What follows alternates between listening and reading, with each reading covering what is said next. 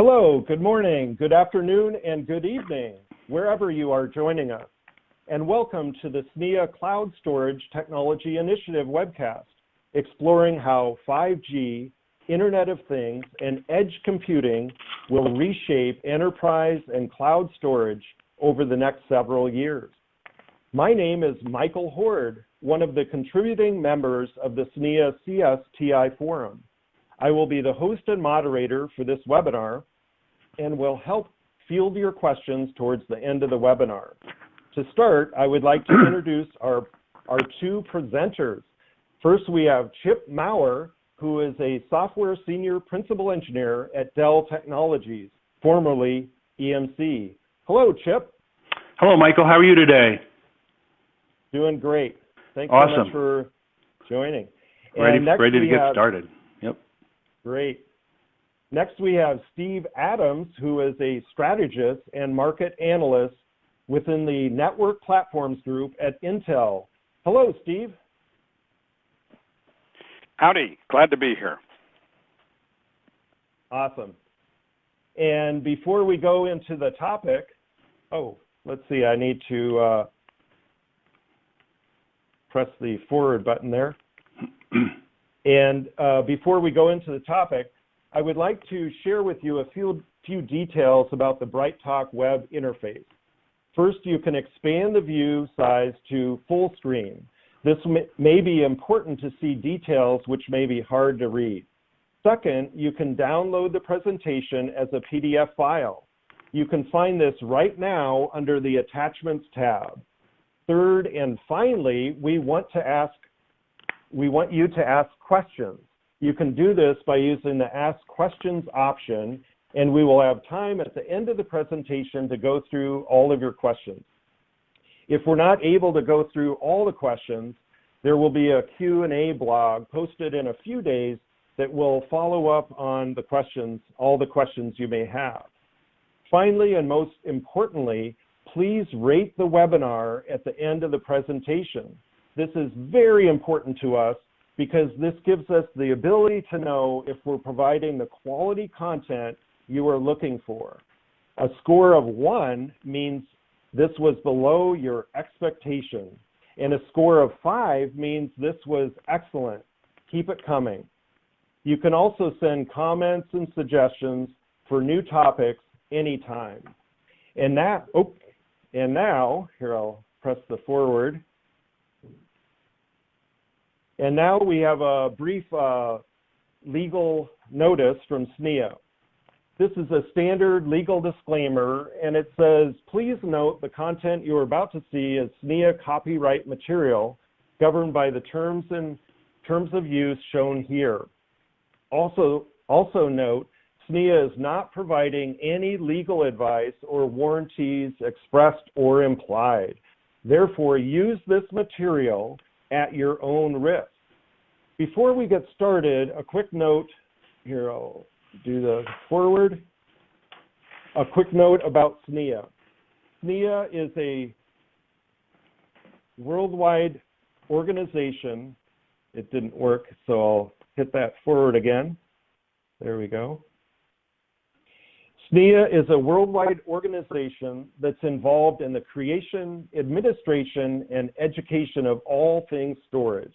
We do this through our vendor-neutral status to develop industry-wide standards. We enlist the help from subject matter experts like our two presenters and our membership community, as well as provide marketing and education programs to promote adoption. To conclude the administrivia, the Cloud Storage Technology Initiative is dedicated to educate vendors and users on the ecosystem and services around cloud technologies, as well as support and promote emerging cloud business models, architectures, and frameworks. The CSTI is sponsoring today's collaborative webinar specifically to gain understanding on future cloud requirements. And without further ado, I will hand it over to Steve, who will begin the webinar. Take it away, Steve. Great. As Michael mentioned, I'm a strategist, which means that I have a great job. I get paid to learn, and I get paid to dream about the future.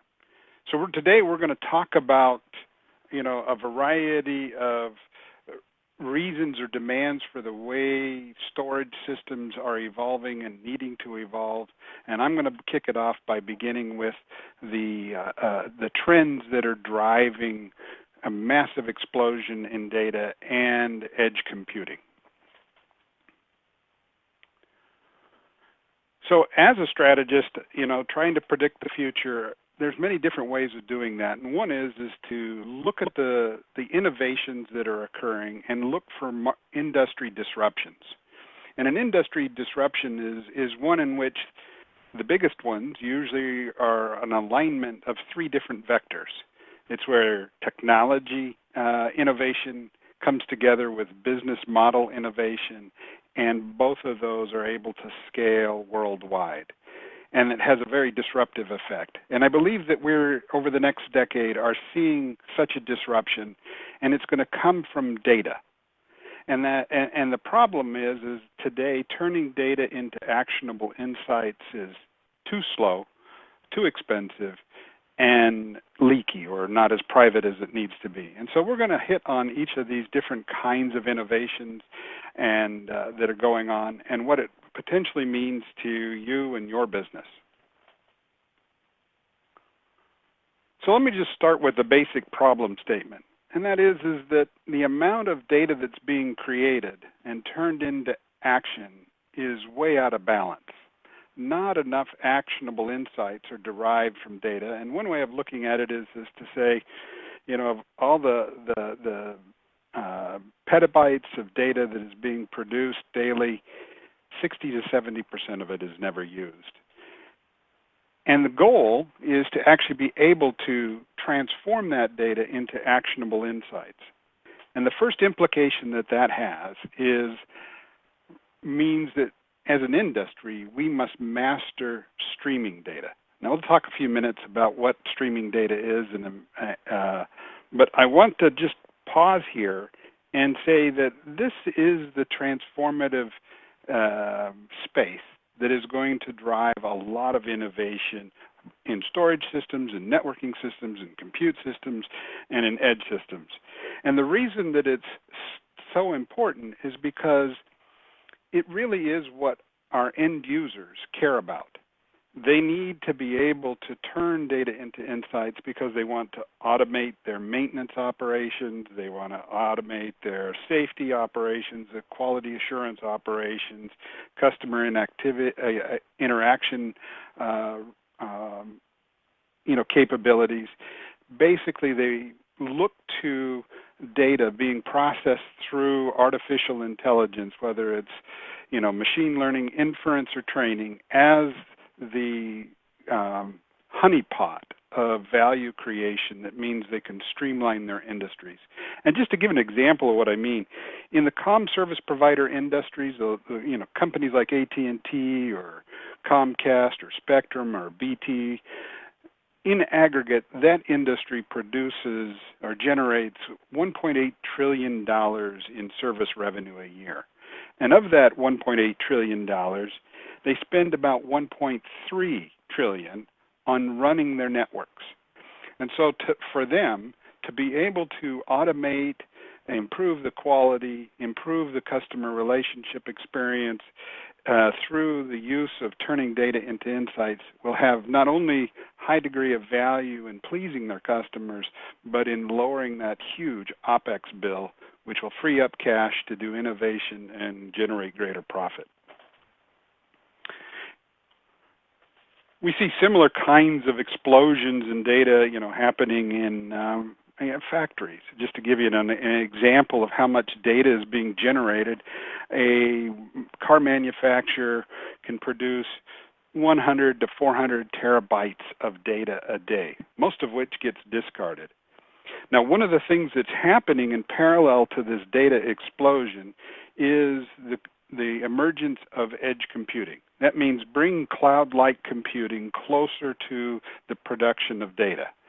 In some cases, it means bringing cloud capabilities on premises or in nearby locations in metro areas or in regional areas.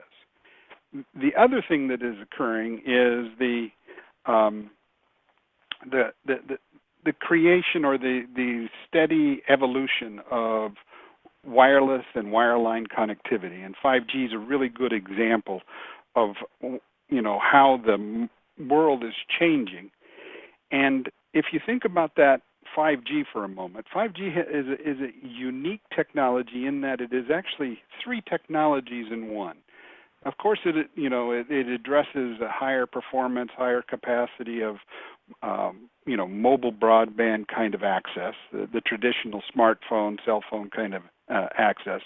But it also adds to it the ultra-reliable, low-latency kind of communication that's necessary for connecting many kinds of machines at very high speeds and deterministic behavior.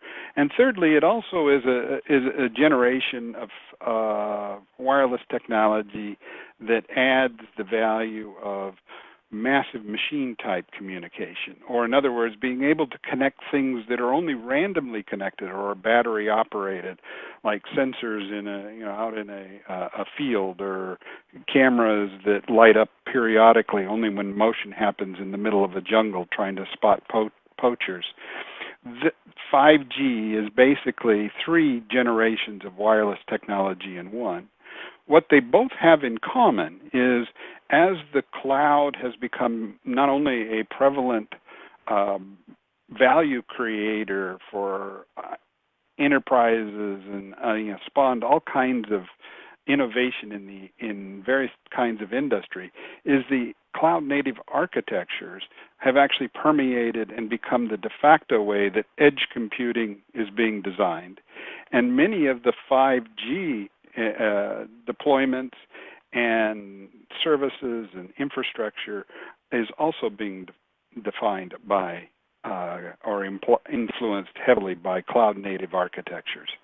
And one of the ways that cloud-native architecture represents itself is in the way applications are developed.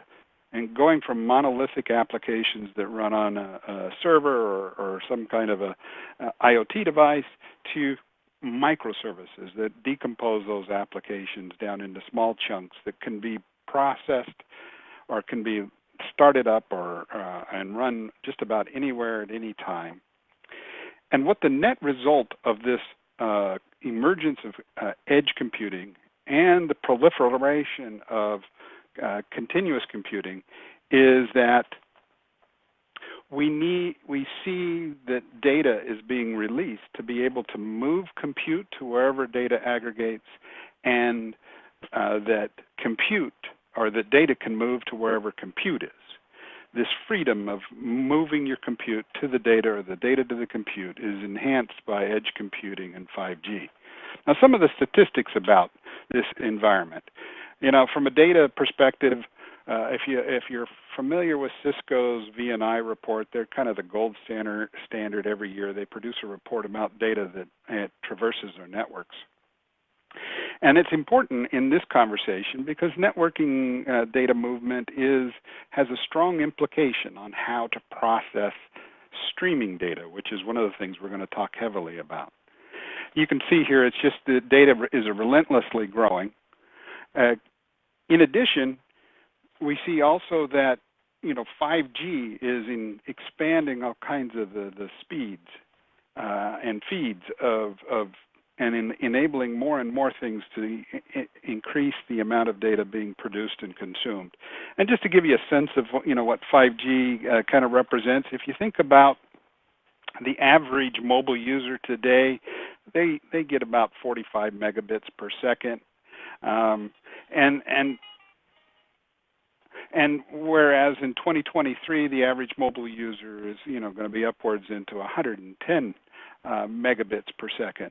But that isn't the real story, in the sense that in that same time frame, you can look to the average kind of machine communications that are connected via 5G. And we're talking, north of 600 megabits per second will be the average around the globe.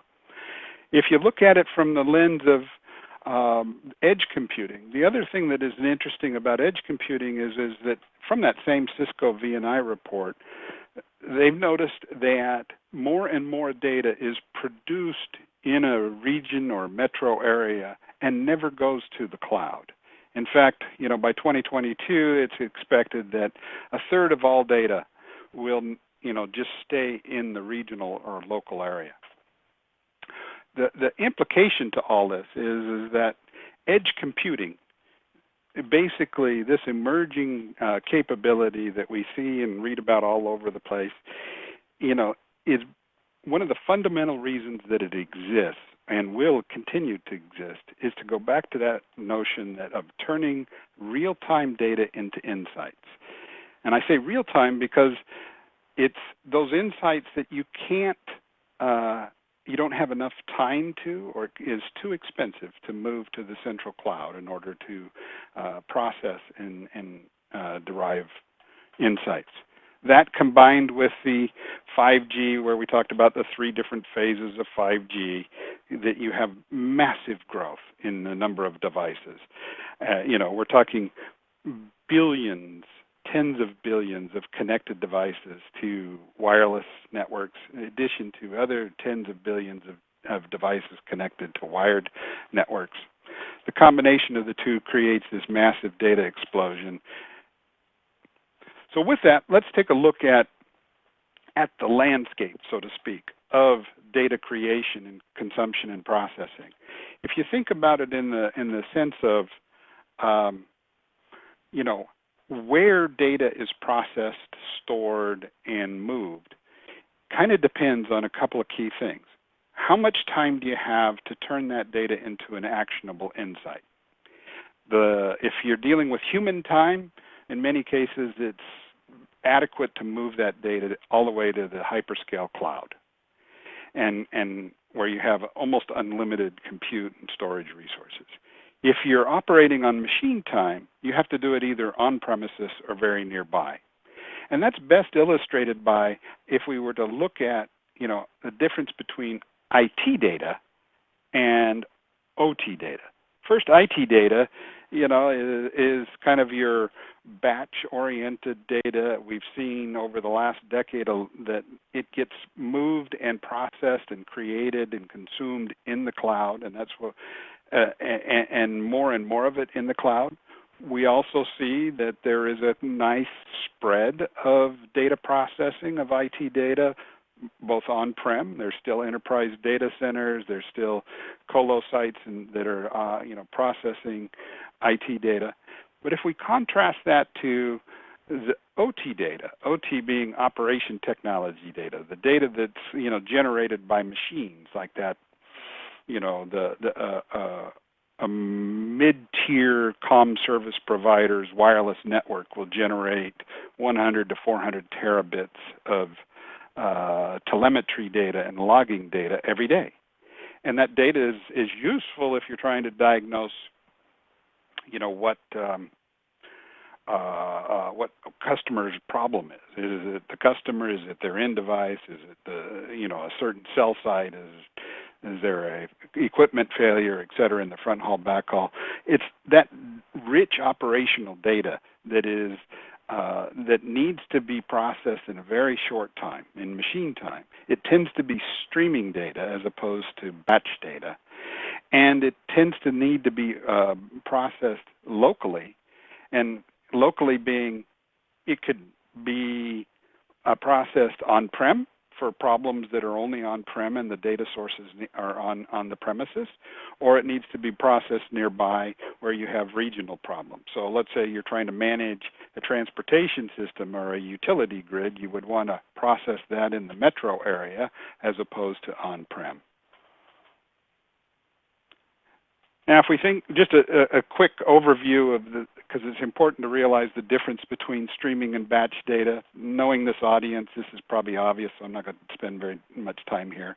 But streaming data is just that. It's constantly being produced. It has a limited shelf life, meaning that if you don't capture and process the data in one particular moment in time, you might as well wait for the next data bit. Whereas batch processing is more of your traditional processing. Now, I alluded to cloud native. One of the other aspects of cloud native is it creates kind of this new programming model. And the programming model that we've seen rising over the last few years is really about using scripts and queries as opposed to, programming languages like Java or C++.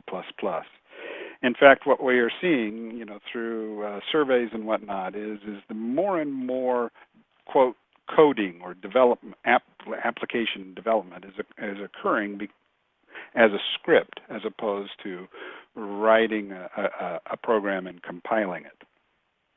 Now, this is relevant because this means that you need to be able to invoke those scripts in different places in order to abstract value. And so the likely place to abstract value, if we think about the aggregation points between the cloud and the on-premise endpoints, is, of course, you want to extract value, make decisions, infer on-prem in that, robotic arm and the MRI machine and the smartphone, et cetera. Another logical place we just talked to is in the network edge, or the metro edge. That's where, you're still close enough to the end devices that you can make real-time decisions, and so you can deal with real-time streaming data and mix it with stored data to make more intelligent inference and training decisions. And of course, there's always the data that's created in the cloud or is moved to the cloud is the rich place for deep learning as well as normal IT operations. But there's also a role to be played in the network itself. If you think about the network elements that exist between a central office, like of a comm service provider, and what's out in on premises, then there's a role that something like as simple as a router or a switch or a gateway could do in order to improve the ability for data to be consumed by the next stage. If it's coming from the endpoint, groomed in a way so that it can be more ingestible and easily processed by the edge compute. And the edge compute can add value to make it easier for if that data is shared with its tiers and peers on its way to the cloud or final archive. And the kind of things that a network can do in helping is, time stamping, geotagging, ordering the data so that it's more easily ingested into, a streaming database. Things that Chip will talk more about. But my point is that with the emergence of edge computing, and because the networks are increasingly being built on infrastructure that resembles a server, they are highly programmable and capable of actually participating in grooming and extracting insights of data that's in motion. And that is the very definition of streaming data. Now, this has a profound implication on the architecture of these aggregation points, like an edge compute node or even a gateway in a network, whether it's on premises or in a comm service provider network or even a cloud data center. And that is that in order to be able to mix static and streaming data together with the intent of deriving real-time insights and produce metadata or groom the data, there's sort of an implied marketecture. This is a marketecture slide because I'm not an architect. I don't draw good box diagrams to reflect reality. But the notion here is that we're seeing a mix of capabilities that have to come together in order to handle the massive amount of data that's streaming in and around the networks, in and on its way to the cloud. And these are some of the functions that you would likely expect in an instance or an edge node. it's got to have ability to deal with tiered storage that's local and remote. It's got to have the ability to route data to the right places where it needs to aggregate in order to be able to derive insights. You need to protect that data. You need to establish certain levels of trust between the data sources and the algorithms and the infrastructure that's being used to actually manipulate that data. You need to have, the AI frameworks meet the distributed data frameworks, and all of that eventually will need to be controlled by some end-to-end data and service orchestration layer. This is kind of a visionary, more of a slide than a reality, but this is the vision that the implication to, think about it as the implication to software stacks as they run on the various kinds of data and compute and storage infrastructure scattered throughout the network. The implication to the hardware is similar in the sense that where streaming and static data come together to be turned into insights, what you'll see is the need for a tighter coupling between your compute, move, and store resources.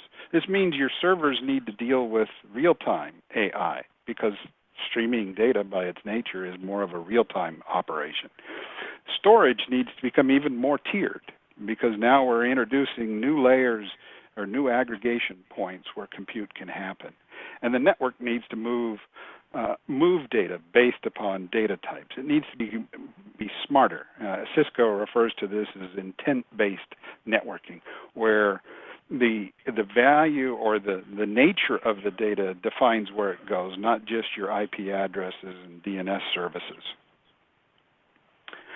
So, as a strategist, my job is to look out into the future. And to me, if I look out 10 years, there's no 3-letter acronym that's good enough. I had to come up with a 6-letter acronym. And what I'm seeing in the future is a future whereby federated, meaning resources and data from multiple owners, that's on demand and distributed, operates autonomously, and is composable, is what the future computers of the future will look like. A computer is I'm using a rather loose term here to describe a computer. And what I mean by that is that, let's say a script invokes a system, says, I need to process this video or infer this kind of trending data on my utility. And that script, it talks to the orchestration layer that invokes or provisions resources wherever they need to be in order to deliver the right kind of user experience for as long as they need to be, and then decompose it. Now, that may happen from a script, or it may actually be triggered by a query, a database, an SQL query, where the orchestration layer gets intelligent enough to figure out, in order to respond to this query for perhaps trending data, I need to be able to route the data to these aggregation points where there are available resources of compute, store, and move in order to turn that into actionable insights in a time frame that's appropriate for whatever the use case is. So in other words, resources compose and data converges whenever, wherever, and for as long as needed. So at this point, I'm going to hand off to my colleague Chip to go into the more near-term and real-term opportunities. Okay, well, thanks, Steve. So as you could tell, Steve's a big picture guy, right? Strategist. He sees this the 5G technology and looks at the broad pictures of what's happening and what's to come. I'm coming at this as a developer and a software developer who, formerly with EMC, now Dell. My career has been, storage focused, and so I look at this as, where's the storage going? How does the storage need to change, or how is storage impacted by what's happening with the current technology, the 5G technology? my involvement here with the SNEA group has actually been great because it's given me a chance to actually look out of the cubicle or out of my home office, as the case may be nowadays, right? So I can look at this technology and see what Steve showed as I can understand how this is going to impact technology and businesses around the world. So I looked at this and I said, I did my research and saw, that this is a huge new revolution that's taking place right now.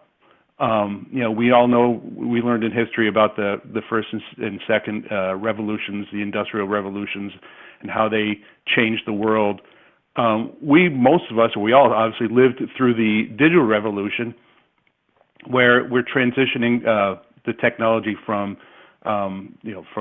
physical to digital, right? And so what we're seeing now is the fourth, and I spelled fourth wrong, but that's I'm an engineer. Sorry, I'm not always good in spelling. But we're seeing how this Industry 4.0 is changing. Causing a huge amount of change. And Steve alluded to all the changed and what is involved, and he called it disruption, right? So I think that's amazing. So what I want to do is I want to kind of step back here and look at some of these 5G use cases. Most of my work has been in the world of object store here lately, with Dell EMC, things like analytics using Hadoop, understanding how accessing the data is concerned. But I'm also moving towards some of the technologies that Steve was referring to, the streaming technologies. And so if you look at some of these 5G use cases out there, and there's a handful that keep coming up, right? And some of them are pretty amazing and interesting. The connected car use case, anything from just general updates to autonomous vehicles, generating, immense amounts of data per day, and all that data being transmitted, over 5G networks. Another really common one is surveillance video. And if you try to do some analysis of what is involved in the kind of throughput we're looking at, anywhere from low quality to high quality video could be generating, depending on how many cameras you're dealing with, a large amount of data that we're talking about. And then finally, the other common use case is sensors. And sensors are, you don't see them because that's the whole point of them. They're hidden and they're doing their job stealth-like in factories, farms, grid, all over the place. And so if you look at something like a low estimate, I saw 10,000 sensors, and I thought that was an amazingly large number. But if you think about a typical factory floor, 10,000 sensors is probably pretty reasonable. And so there's a huge amount of data being generated just by these simple use cases here that 5G is driving. So yeah, we were already drowning, right? And so things were already bad in terms of trying to keep up with the amount of data. This first statistic here is interesting. 90% of the data being in the world today was created in the last 2 years. I read a number of places that statistic was true a year ago and a year before that, and it's going to be true in a year from now. Just the amount of growth, and there's an amazing number of statistics that are populated out there. Growth, zettabytes, petabytes, zettabytes, all over the map. So I think the main thing to think about here is the time to start planning is now, as 5G starts becoming more prevalent in our country anyway, at least in the U.S. And again, Steve talked a lot about all the statistics about data that sits unused or unable to be processed because of the volume. So the idea here is what we're trying to do in this world of edge computing is to just at least harness it and manage it and get it under control so that we can make good use of it. So we look at this typical picture here, and Steve talked about this too, is these edge nodes. Edge nodes are can be anything really. They can be physical servers. they can be virtual hosts, they can be cloud hosts, but they all serve a purpose, and the purpose is to be able to receive this data. Now, I put a simple decision tree here, right? Is this data useful? Do I want to manage and process and do actionable alerts on this data, or is it something that is not interesting, or something that I don't need to be focused on? Because obviously, as we move toward that data towards the core data center or towards the cloud, one of our primary goals here is to reduce the amount of data. So as you can see here from the architecture, what we're doing is we're moving towards a decentralization of the data center as we move away from the data center and introduce the edge nodes, hundreds, dozens, thousands of those edge nodes from the data center. Like I said, those edge node computers, they have both compute and storage, and so the idea then is to either track that, hold on to that data in local store, produce alerts, produce real-time decisions. And so what we're going to do is we're going to talk in the next couple of slides about some of the tools and technologies that are going to be available to make those decisions. So as you look at these, there's two different kind of architectures when you develop these systems that will allow you to process this data. Probably one of the more traditional or typical systems in the current data center might be something what they call a Lambda architecture, which we wouldn't want to confuse that with AWS Lambda or Python Lambda.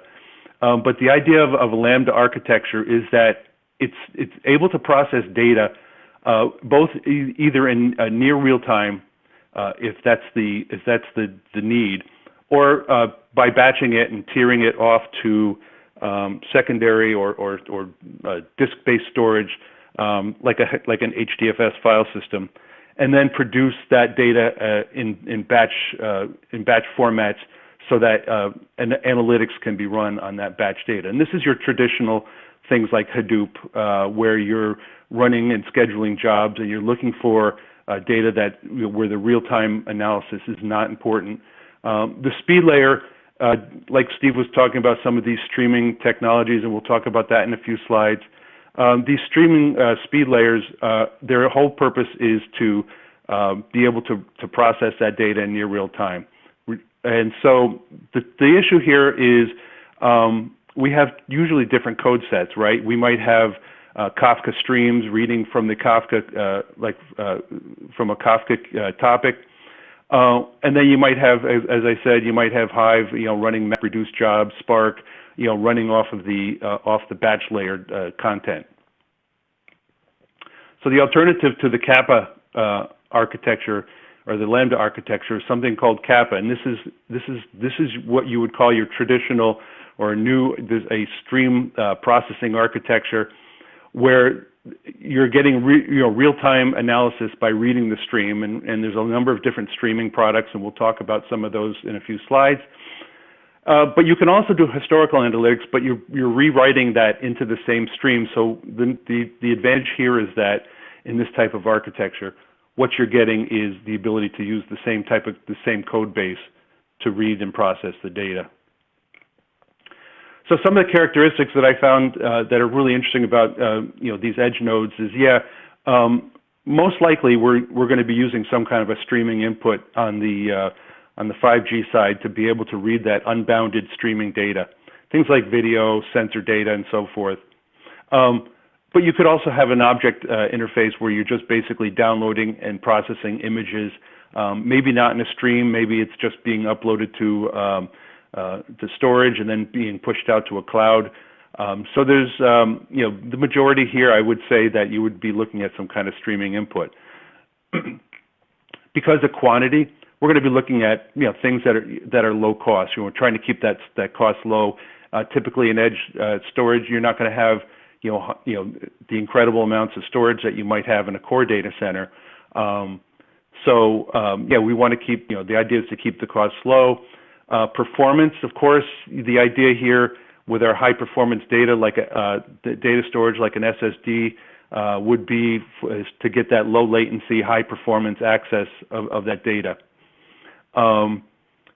Connected, a lot of times you'll see edge nodes that are connected, and so what we're trying to do then is be able to transfer data between nodes as necessary. As I said earlier, potentially disposable data, not everything's going to be kept. And then security, I didn't even want to cross into this discussion of security because it's obviously something that's a paramount discussion here. And what we're trying to do then is keep this data secure from the source all the way to the destination. So as we look at streaming and ingesting this data, there's a whole lot of options, right? And so one of the options you can determine is the purpose of this streaming input, what we call ingestion, is it short term? I'm going to read it and process it as soon as it happens, and then I can discard it off the stream. And so we have it's a configurable or based on time or size. And some of the examples are things like RabbitMQ. Most everybody probably has heard of things like Kafka. This is this is a very common interface, and you'll find a lot of architectures based on this. There's also a couple options where we have a stream, and we can read from the stream, but the data stays and it's persisted, what you would call durable storage. It stays until it's removed, and Dell Technologies has something called Bravega. And then Oracle has things, something called streaming service, OCI streaming service. So depending on the scenario or the technology that you need, there's a lot of options there. So as we process data at the edge nodes, we're doing something called tail processing. We're always looking at that most recent data as we read, especially with stream processing. A number of tools that we have are pretty significant. Apache Flink is something that really has something called what we call true streaming. It's the ability to process data as it occurs and making instantaneous type analysis and decisions. Spark Streaming also has a streaming mode, what they call micro batches, which are very, very small batch-oriented technologies. And there's also a lot of other options and things like AWS Lambda, Azure Functions, Google Cloud Functions. Those are all event-driven serverless functions. And we're going to talk a little bit about some of the cloud offerings for edge technologies in a few slides. As I said before, the goal here is to filter and reduce that data. We're trying to keep what's important and discard the rest. And the thing about all of these technologies, as far as implementation is concerned, everything is custom, right? Because it's whatever's specific and important to your business. And so whatever you're just choosing to do has to be planned, a lot of analysis to go into it, trying to understand how to take that streaming data, the streaming 5G data, and put it to good use. AI and machine learning are certainly something that will help and certainly can handle and working on these large streams, large volumes of raw 5G data. So as I was looking into this topic, I was somewhat surprised to see that your public cloud providers all have edge technology solutions. AWS has IoT Star products, IoT Core, IoT Greengrass, and so forth. Lambda gives you the ability to run, as I said, gives you the ability to run serverless functions at your edge processing.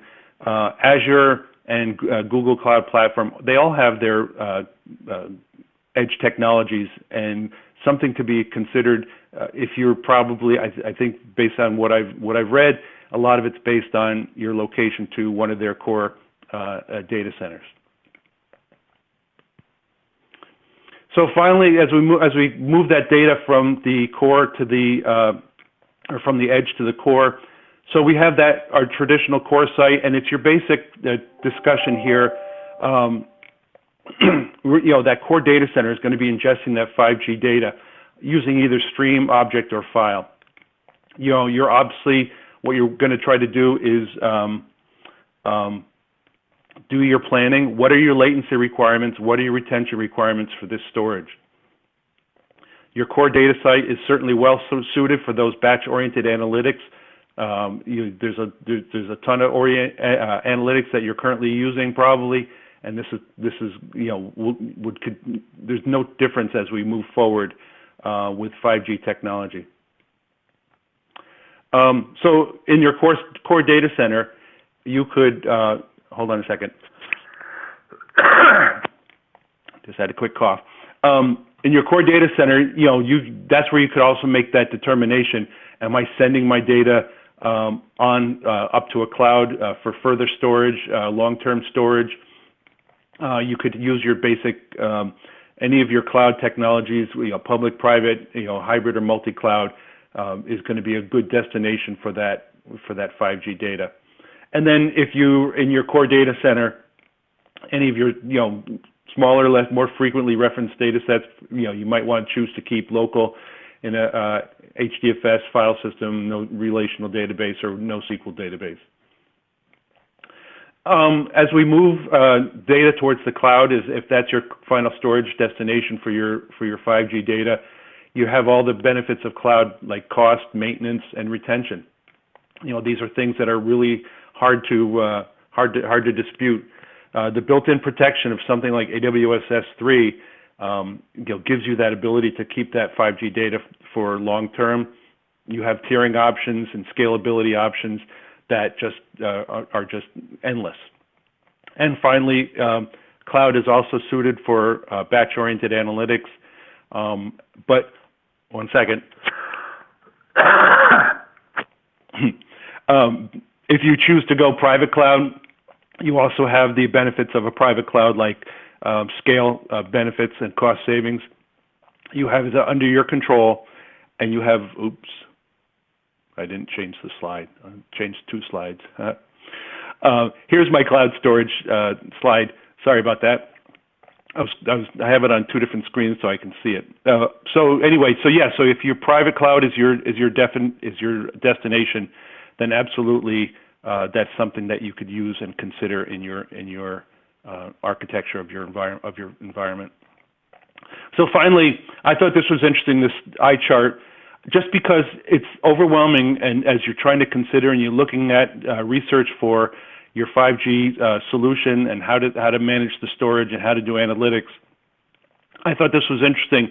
But the bottom line here is your vendor, your storage vendor, your hardware vendor, most likely has proven solutions that are going to meet your needs. And so as people start to ponder what are they going to be doing for their 5G solution, check with your vendor, do your research and check with your vendor, because they're going to be able to help you get the job done. And with my failing voice, I'm going to turn it over to Steve. Okay, so let me just go to our summary here before we answer some questions. We talked about 5G, and it actually is 3 generations or 3 phases of rollout, and that has an implication on bandwidth availability, deterministic behavior. For example, when you get to the URLLC phase, which hasn't rolled out yet. It's probably by the end of the year we'll start seeing some of it show up. That's when we get into very deterministic and guaranteed kind of deliveries of the traffic. And then the massive machine type, the battery operated things that may only come up alive like a gas meter, once a day, once a week, and report its information. We also talked about how 5G related storage will require some upfront planning. Chip was just talking about that, and recognizing that right now the total network, between the cloud, the zones, the metro edge, and the on-prem edge, aren't as composable or as dynamic as they will be in the future, and so we have to do our planning for where will data aggregate, naturally, and the how much data needs to aggregate in certain locations in order to be able to extract the kinds of actionable insights that drive your business, whatever that business may be. We talked about how there's this decentralization going on, that the edge is actually, the edge nodes exist in part because 5G enables, more and more local locations to be only milliseconds away from the end device. And at the same time, 5G as a technology, maybe not right now, what we're seeing, from some of the wireless carriers in North America, where you're seeing mobile users getting, speeds upward to 2 gigabits per second, but that's kind of more an exception than a commonplace experience. We'll see in the future that, there will be a lot more bandwidth that, in essence, makes compute and storage closer. Even 100 miles away will be traversed in less than 10 milliseconds. Between all the routers and switches and fiber optic capabilities, in addition to that 5G that connects, the endpoint. We see that, those edge nodes, one of the things they're going to have to do is to still reduce the amount of data that is being transmitted further deeper into the network and towards the hyperscale data centers because there's just too much of it. And it needs to be analyzed to determine if there's no changes, then don't forward it, or if it's not interesting. We also talked about how stream processing is by its nature, mostly a very low latency, and it is part of the reason why the edge exists. Edge computing. When I talk about the edge is, any conversation has a definitional question of what is the edge. The edge is both, a cloud node that sits on-prem on the campus or in the building or in the closet, as well as what sits at the base of a base station or further into the network, or a colo site like from Equinix. Those are all edge locations, and they each have different capacity, different bandwidth attributes, as well as different storage capabilities and requirements. But what we're trying to deal with is to deal with produce analytics and actionable insights in real time or near real time. And lastly, we're going to see this healthy mix, as Chip alluded to. Every one of the tier 1 CSP cloud service providers, are moving instances out to the premises, into the comm service provider networks, into colo sites. We're also seeing the same propagation happen from the enterprises. They're moving more and more of their data into the metro area to run their business. So we got some questions. Chip, I'm going to ask you to hit the one where it talks about how do you see computational storage fitting into these edge use cases, and any recommendations for the initial deployment? Yeah, I saw that question. That's a great question. I think computational storage is going to serve have a huge benefit here, right? Because it's going to really offload, these edge nodes. There's a whole lot of vendors that are selling edge nodes, and it's pretty interesting. And some of them are they're meant to be outside, hung up on a pole, and so these edge nodes really have very limited capabilities, maybe. And so some of this computational storage is really going to come in handy, being able to take care of some of this data that perhaps isn't necessary or redundant. And so forth. So yeah, I think that's and it's gonna really make a huge difference and keep these abilities focused on managing that data for sure. Great. And let's see, a few other questions. We have time to tee up a few of these questions. Do you have any comments on the QUIC protocol and how that might be used in 5G? I'm not familiar with it. I'll have to research that. Same here. You? No? Okay. No. Okay.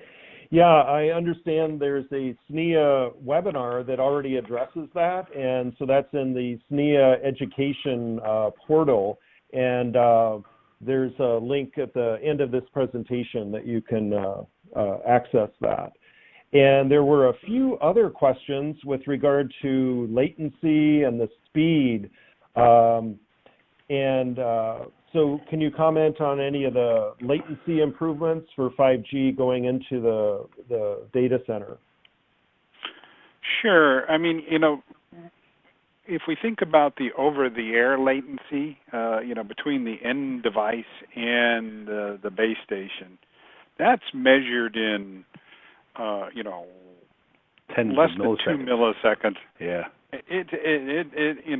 And then if you take into account getting onto an optical network to being transported back to a central aggregation location like a central office, those are those buildings you see when you're scattered around the cities, where a lot of the fiber terminates, and are places that are becoming little mini data centers in their own right for comm service providers, that is.